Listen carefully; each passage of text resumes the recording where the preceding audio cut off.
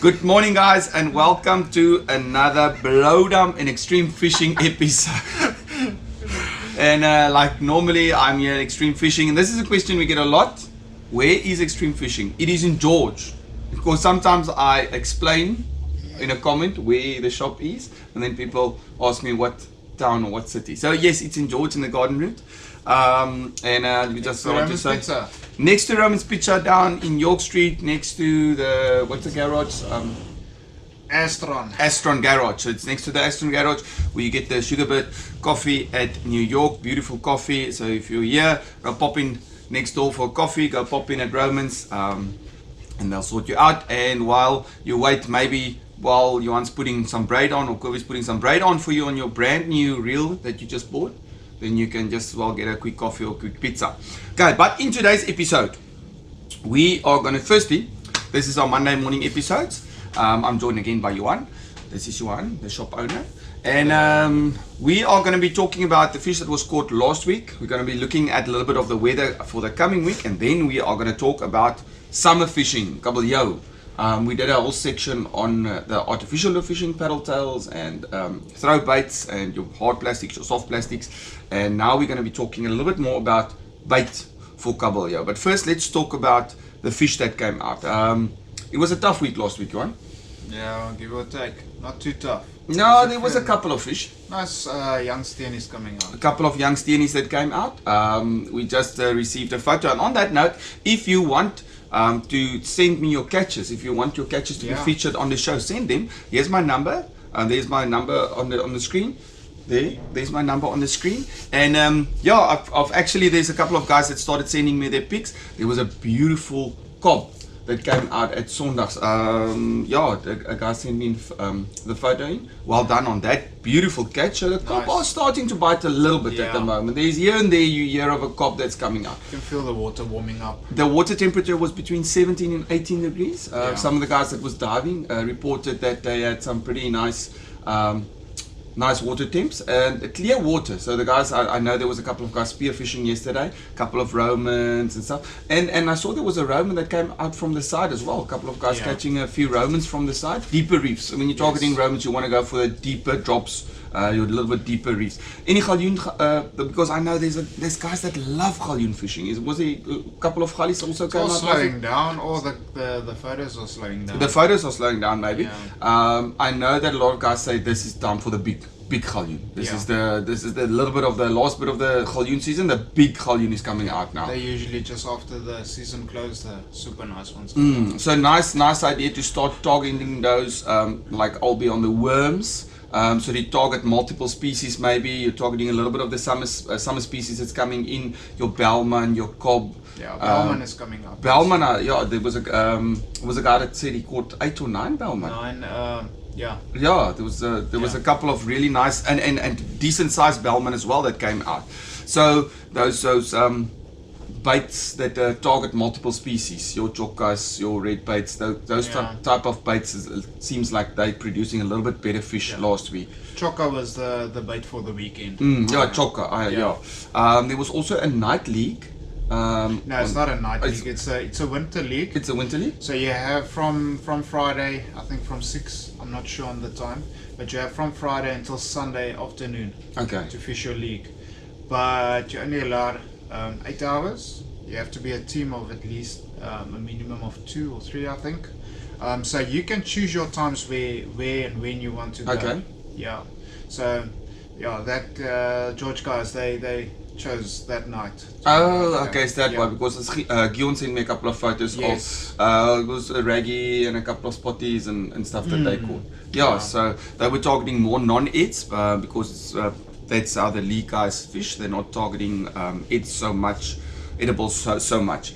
Yesterday the field was so flat. It was completely flat yesterday. So I know a couple of guys took the youngsters out. And when the sea is calm and flat like that, it's a nice idea to go and target those koolstertjies, and smaller fish for the youngsters to get into. It's not so dangerous next to the rocks to try and target those get the youngsters into fishing. And if they're bored, they can swim. They can also swim because the water was nice and warm. There was a couple of people swimming in the water as well.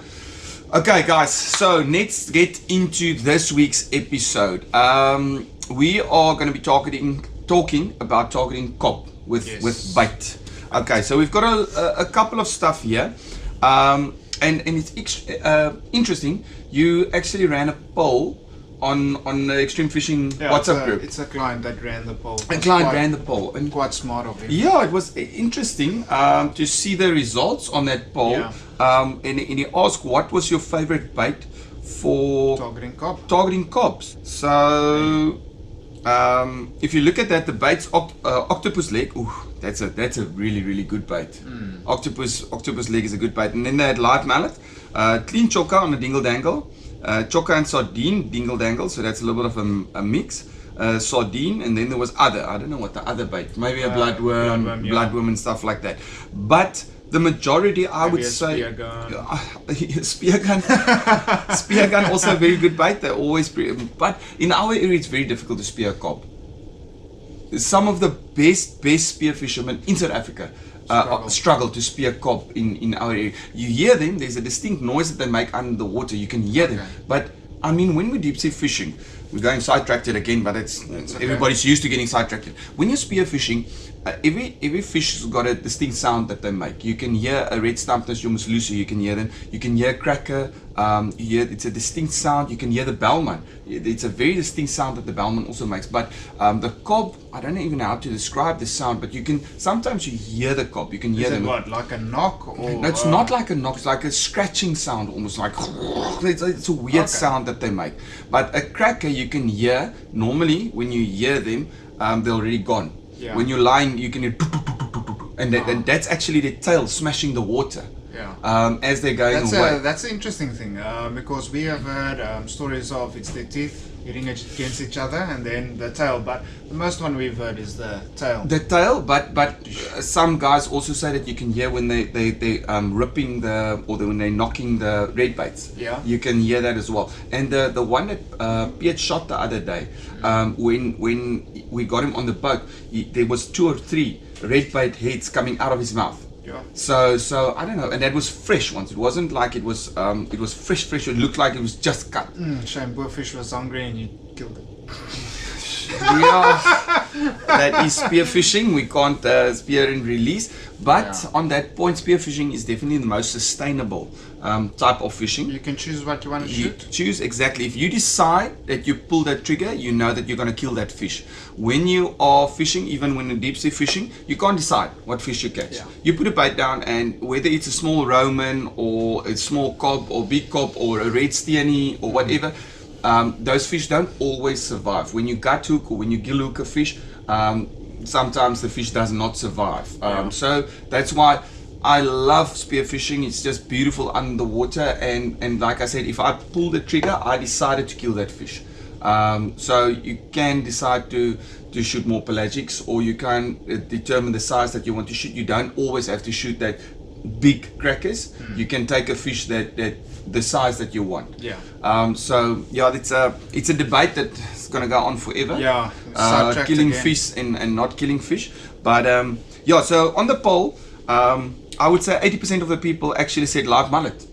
Yeah, it is one of your best baits. Is one of your best baits, and then second place is octopus leg.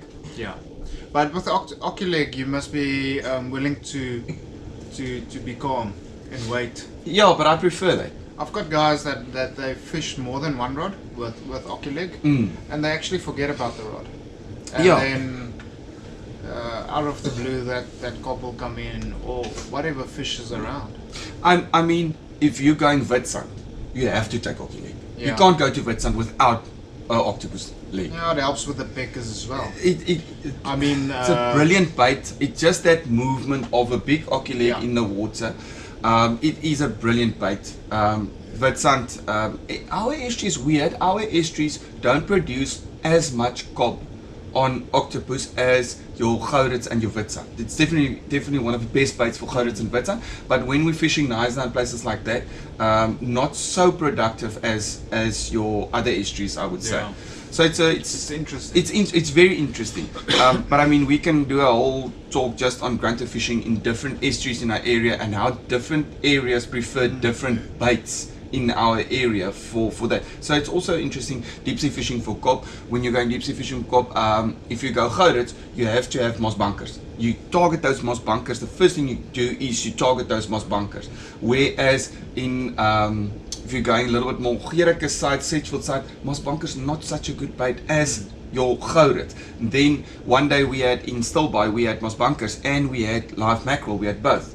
Nothing on the moss bunkers, only on the mackerel, on the live mackerel. I've heard it. So it's weird how certain areas prefer certain baits. But it just goes to show a mackerel is also a very good bait for cob. People just tend to rather see it as a shark bait. Oh instead no, of, not at all.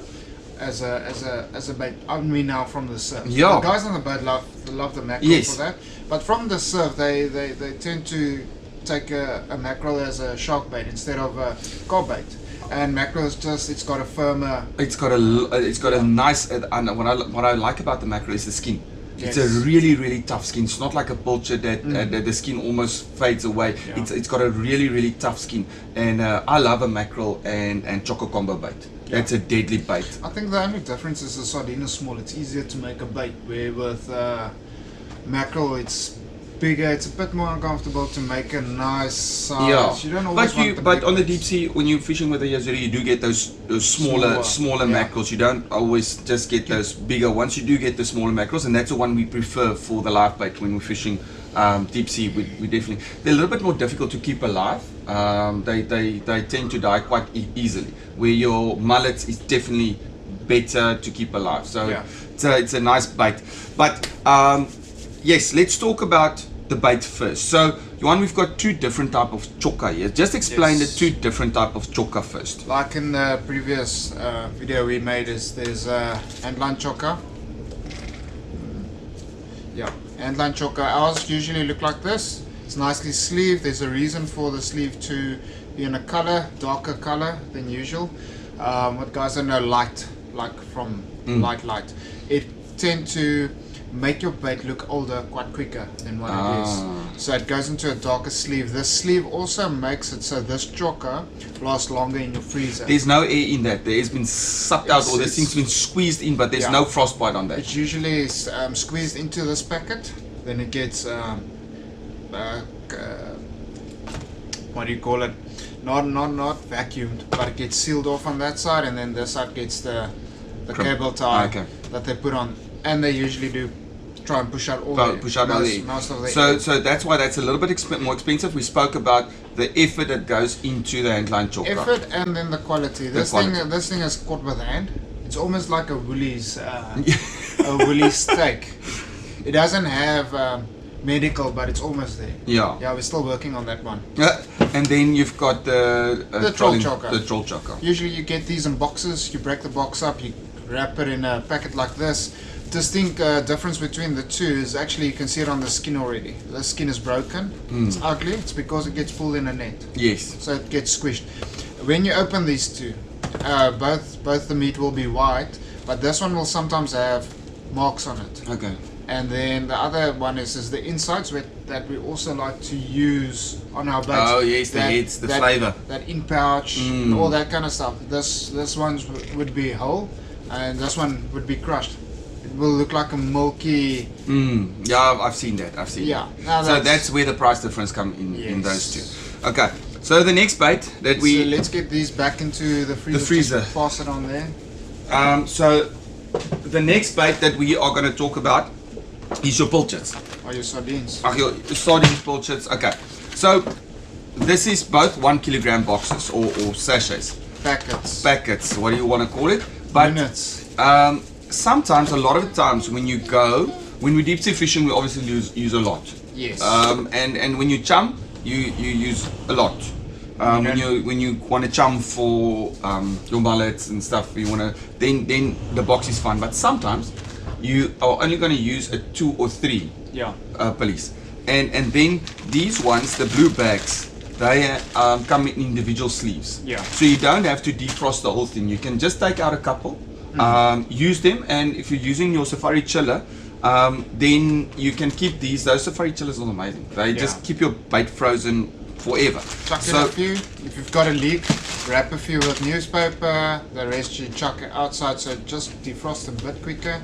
The ones in the newspaper, this afternoon when you go home and you didn't touch them, rock solid. Yeah, they're still fine. So yeah, these ones are each in the bag.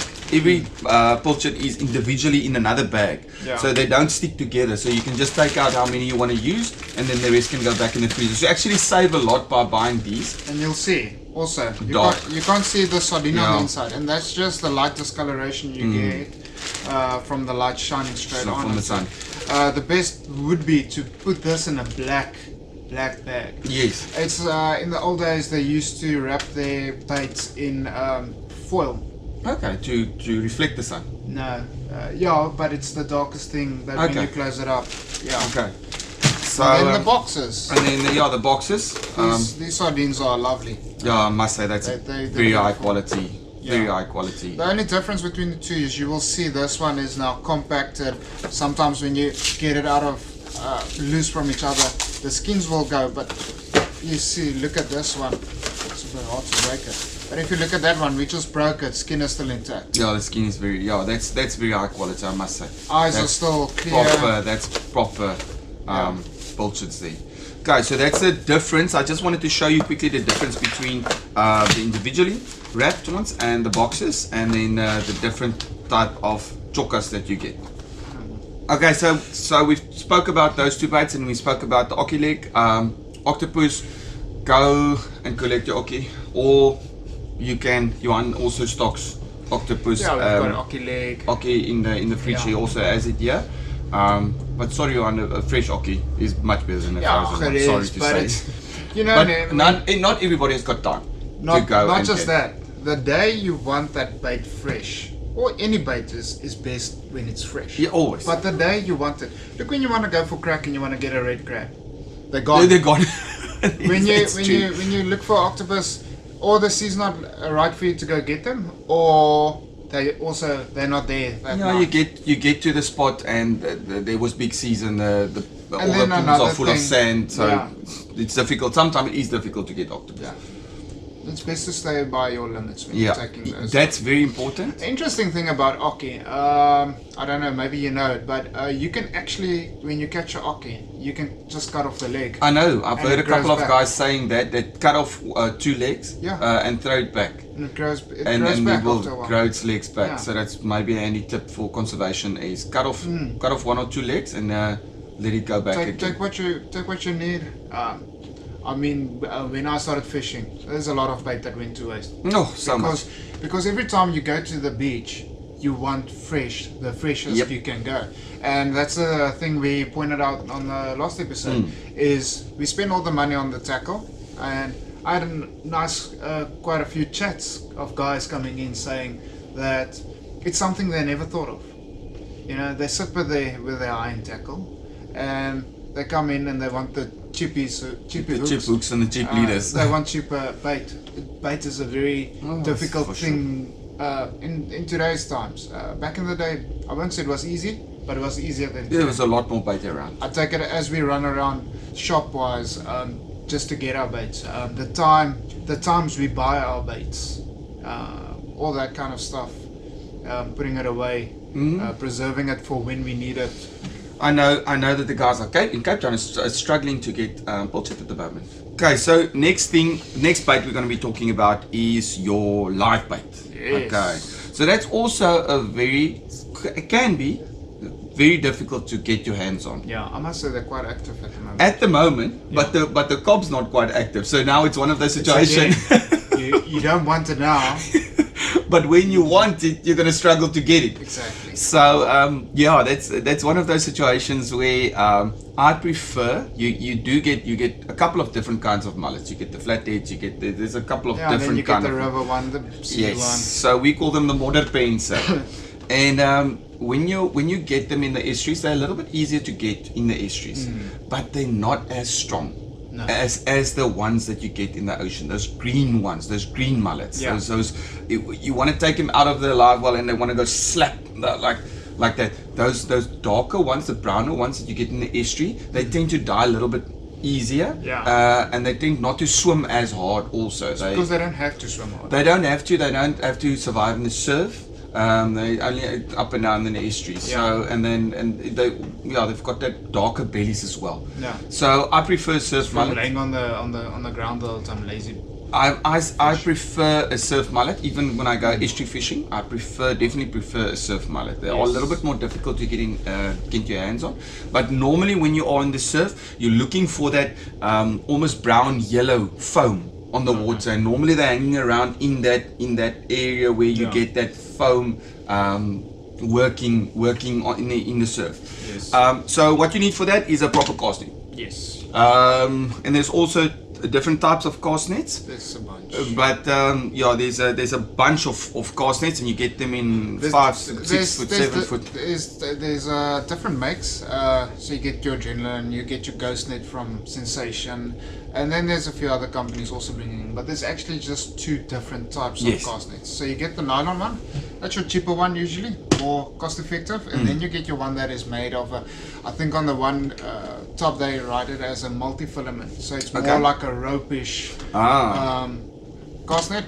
It's much stronger, but it's much heavier after casting it a few times. Okay. Yeah, so that rope tends to suck in the water and make it heavier. Oh, okay. But it's a much stronger, longer lasting cast net. A handy tip when you buy a cast net, extend the rope. Yes. Handy tip, just extend the rope, Everybody because those your rope is not long enough. If you're casting surf or even estuaries. What is your cast length? 30 meters plus? Guys, me and Evie actually did a whole episode on how to do a cast net. We did a whole demo on how to hold your net and everything. I'll put that description of the link for that video. I'll put it in the description. A whole tutorial. That's nice. on throwing a cast net. Evie is one of the guys that actually can throw a cast net. He can properly throw a cast net. He can throw it really far as well. And if the guys have watched the video, practice. Yeah, that's go practice. all that it is. It's practice. I take it. I have casted a cast net before. If I take that Once. thing now, if I take it now, I will look like someone that I haven't casted. Yeah, but it's like riding a bicycle. Yeah, It's one or two times, yeah. and then then chum. Chum in the surf's a little bit more difficult. Yeah. You can still do it. You can try and take one of those onion nets, or you've got the nets here you buy off the roll. Yes. Throw in a couple of pillies there, old pillies that you kept, munch it up, put a sand pen in the water.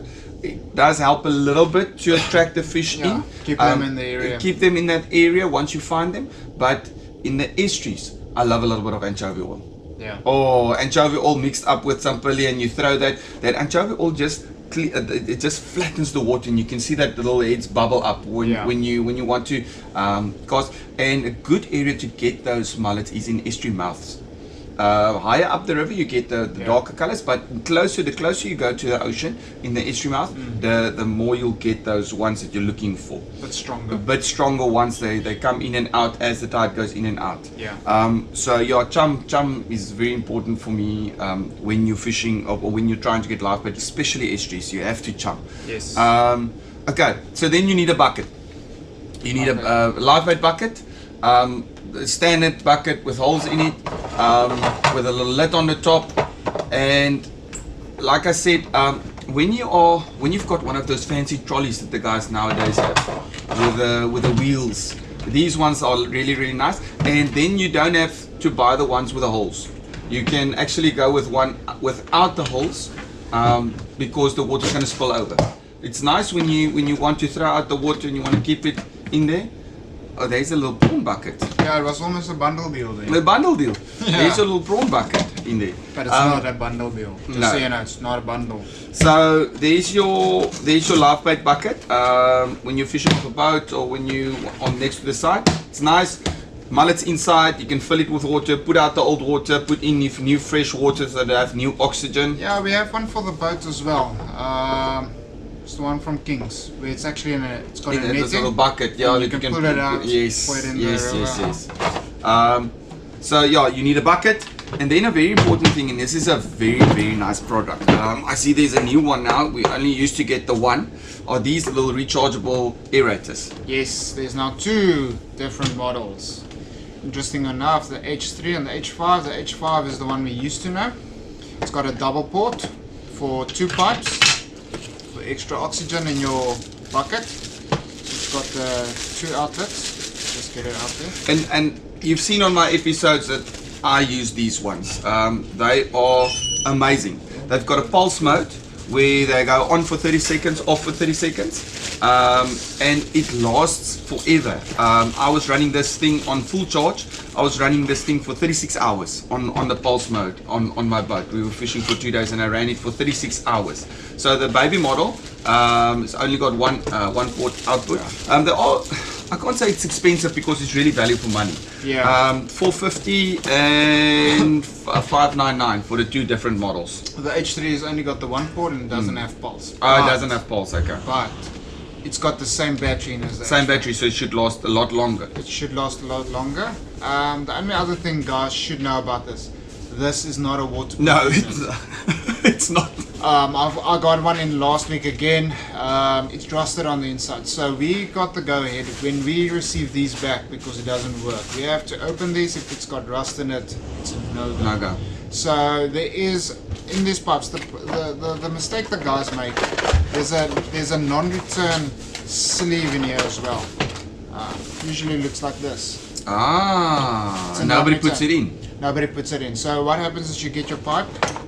You cut a piece of small pipe in, you put this in and you put the rest of the pipe in. Okay, and the water can't go back into it. So yeah, the air can, it's only a one way. For the air? Yeah, for the air. Okay, so important, put that in. What I also like about that is it can charge over power bank. Yes. So that's really nice when you're fishing and your battery runs out. Little power bank and you're good to go again. You can run it off the power bank and you can charge it off the power bank. And then don't put this thing lower than the bucket. No. Because if you put it lower, the water can go back above the bucket. Yep, put it on top. Best tip there for that. If you do want to look after this thing, a little Tupperware bucket.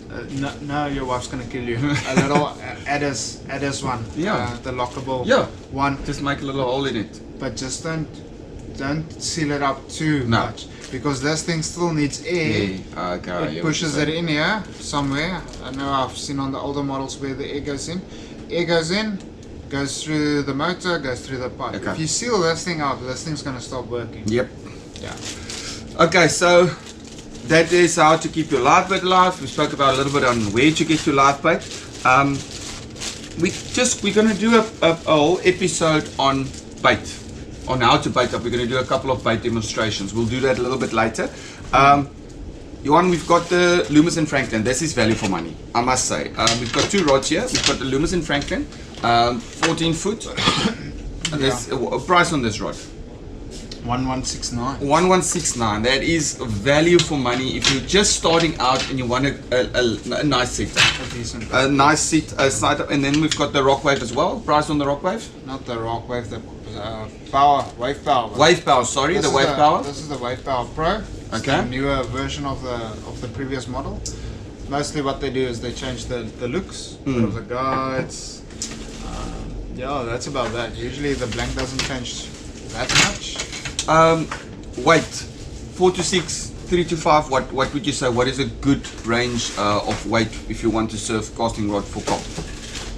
Anything from 2 to 4, 3 to 5, 4 to 6. Depending on what you want to do. What bite you want to throw, how far you want to throw. Cast baits. If you want to do live bait, something a bit heavier. If you want to cast that bait or slide it in. Slide in, yes. You do need heavy tackle for that, but then you're going for the bigger cod. That when you get the smaller ones, it removes that fun of. Oh, definitely. We've said it a lot of times. Lighter tackle gets more pickups. It's a lot more fun on lighter tackle. How can you say the prime spot for a rod? It's actually the 3 to 5, the lighter ones. You can target anything on it.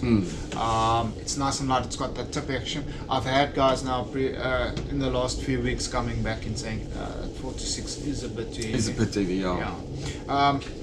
And when we go spinning, Have you seen the cob the guys put Oh out yeah, on paddle tails? And definitely. And then that's a light, They 1 to are. 4 ounce. Yeah, the heaviest spinning rod you can get is about a 4 ounce. 4 ounce, yeah. There is one Yeah, heavier coming there is an extra heavy, but I mean a 1 to 4 Yeah. ounce is a nice rod. And then with the paddle tails, the guys tend to go to cop rods. That is Yep. even more softer. Yep. So it just goes to show you don't need a stiff or heavy rod to pull out these majestic fish. No.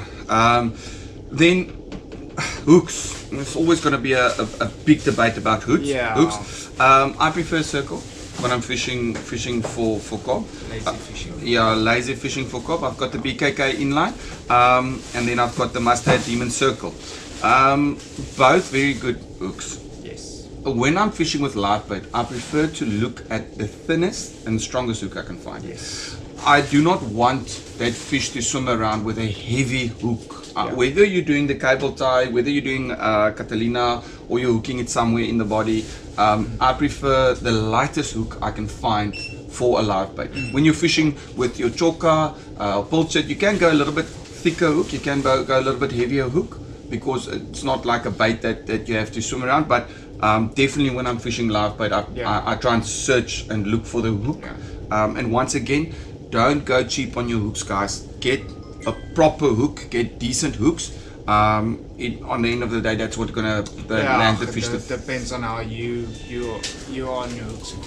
If you're a guy that you chuck it away, Yeah, you get decent hooks for cheap. you do. And then if you, I don't like to push a product too much forward, but this is like the perfect combination of everything in one. That's why I took that one. It's light, it's anti-rust. Yeah. Now, anti-rust means it's only going to maybe lose this coating. Yeah. This hook actually stays sharp 3-4 times going fishing, one hook. And then also you don't use it. hooks. You want a hook when you're putting on a bait. You want a hook that's got a nice big arch. So you don't want a hook that's it's only got a small little piece there. Cob, massive mouth. Yeah. Even for a small cob, we've caught a cob this big on 10-0 circle hooks. Yeah. So you can go. You can use a big hook when you're targeting cob. You can really go for Yeah, an if you 8, go 9, out 10-0. You can go. You'll catch a small cob even on a big hook. You'll catch a small cob. Those things mouths just open so big. Then leaders. Interesting. We spoke. I spoke the other day. I spoke to Luke from Fishman. Yes. And he explained a little bit to me on this why this is so expensive and why it is so good. Why is it pink? And why is it pink? That's you can't really see it on the camera there, but it is a pink leader. So let's first start, before we get into this, let's first start what is a good pound or weight for a leader for cob. They do have those sharp little teeth. Yeah. So you can't go on a thin trace. You have to go a little bit thicker, but then for your steernies and stuff like Yeah. that, You have can't to go go. you can't go too thick. They've No. got the teeth. They can bite through. But going too heavy from the get-go, you can miss a lot of. Yep, definitely. So I would say a very nice weight for that 21 kilo. It's a go-to weight. Everybody knows I took the it. 40 pound, yeah? Yeah. If I have to pick one, this is definitely going to be the one Yeah. that I go for. It's Same about with- 19 Yeah, kilograms. That's perfect. Yeah. 0.6. So the reason this one, there's actually pink color in the fluoro. Yeah. And what happens with that, and we've seen it with spearfishing, the first color that disappears under water is red. Okay. So if you see a red Roman on 10 meters, it looks black and gray. It doesn't look red anymore.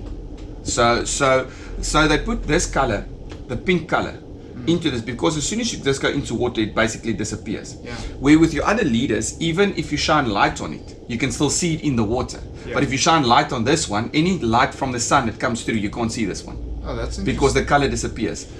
So that's why they put the pink in it, and it makes it a lot more expensive to make. Yeah. But I know that the guys in Cape Town, when they're fishing for tuna, they also prefer the pink leader. Okay. Yeah, they definitely go for the pink leader. So that's interesting, and it's something that I'm definitely going to try when we grunter fishing and fishing in the estuaries. I definitely want to try the pink leader and see, does it make a difference. I'm going to fish with 3 rods with a pink leader, and then I'm going to fish 3 with my normal Maxima Ultra Green. Yeah. So which one is the best? It's But interesting thing, fluoro is expensive, but it does have a use when your water is clear. Definitely. If your water is dirty, this is not No. really going to help you. But if you've got clear water, this can stand out above the rest of the anglers. Where if your water isn't so clear, this or any other leader, Like in an estuary, it's not gonna bother really because the water's but dirty already. I have seen in some estuary fishing that there is guys coming in for fluoro where they have caught more fish using fluoro than Yeah, so that's a couple of interesting things. You want a nice size reel to go with the rods. Looking at a 4, 6, 8. What are you looking at? 6 and 8. 6 and 8,000. Yeah, best is always if you already got a rod, you're looking for a reel. You're more than welcome to bring the rod in. We put the reel on for you. You can feel it, and you can then decide what reel fits your rod perfectly. But the best reel size, usually pen is 5,000s, so you go from a 5 to a 8. But it also different models, different sizes. So you can't go to a Shimano 5. It's a small little river reel or spinning reel. Yeah, you have to have a proper reel on there. Yeah. Okay, guys, looking for the week. What's going on this week? Today and tomorrow sees a little bit. It's not big. It's like 1.4, 1.6, 1.8. Then perfect. picking up. Wednesday, Thursday sees picking up. Looking at 2.4 to 3 meters on Thursday. And then hopefully over the weekend it's dropping. I can see that Friday it's starting to drop, and then hopefully over the weekend we'll have some decent weather and have some cob weather, because like I said, there is a couple of cob in the water at the moment. Today is not too bad. It's overcast. Today is a nice day to go fishing. There is a little bit of working water, not too big yet. But Thursday is probably a little bit too big. But up to the 2 meter mark, you're still fine. Up to 2 meter, you're still fine for cob. Anything above that, and it's not that the fish are not going to bite. You're going to struggle to keep your bait. It's going to be wishy-washy. It's going to have side currents. It's going to then you go for the big boys that grabs. But as soon as you start throwing and you've got a strong sea that pushes your bait and your sinker out all the time, it's not fun fishing. No. It's a total waste of time. The thing is, if it washes around like that, there's no. I've had it where the fish isn't so active. Yes, The water is yes. too strong. And for cob, you also winter months you want that flat seas for cob. But in the summer you're not looking for too flat. No. You want a little bit of working water. If it's too flat, You want that foam. you want that foam. But if it's really flat, then you can start working your paddle tails. Yes. Then you can go for something else. Then you can have a couple of days of that fishing for the plastics and your soft and hard plastics. Okay, guys, thank you guys for joining in. Remember to subscribe. Send in those photos of your catches for this week, and you can be featured on the next episode. Enjoy your week and good fishing. Cheers.